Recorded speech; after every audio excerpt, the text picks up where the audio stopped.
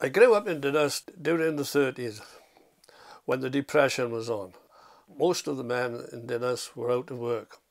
I remember vividly them building the Dinas field, and they were employed by the council.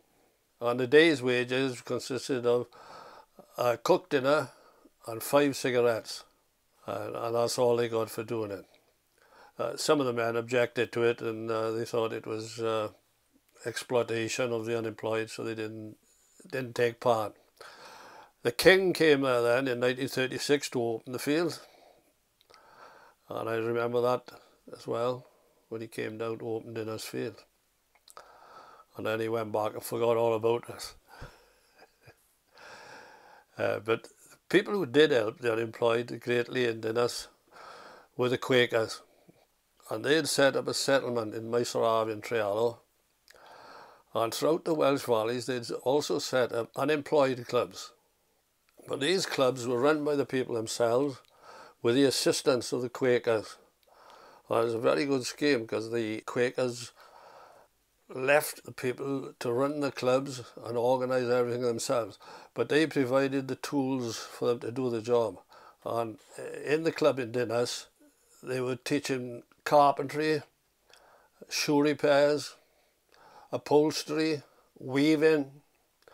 There was concerts held there in the club. As children, we used to go to film shows as well. We used to call it the Magic Lantern, and they ran dances for the young people. There was one Quaker character there. His name was George Davis, and he lived in Pennycraig, and he walked to Trealo, to the settlement. So of course he walked with us, and whenever we as children saw him, we'd say, "Hello, Mr. Davis," and he always carried sweets, and he'd always have a sweet in his pocket for you.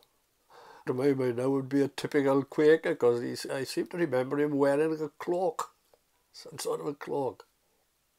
Just before the war started, they started to build factories in the area. I would think that would be about 1938. Well, that created a lot of employment. Well, a lot of the local men worked there, my father being one of them. The war started then, and of course there was work for everybody then, and consequently the unemployed clubs, the membership declined, and eventually towards the end, by the end of the war, as actual unemployed clubs, they were finished, and there was no membership, so it closed.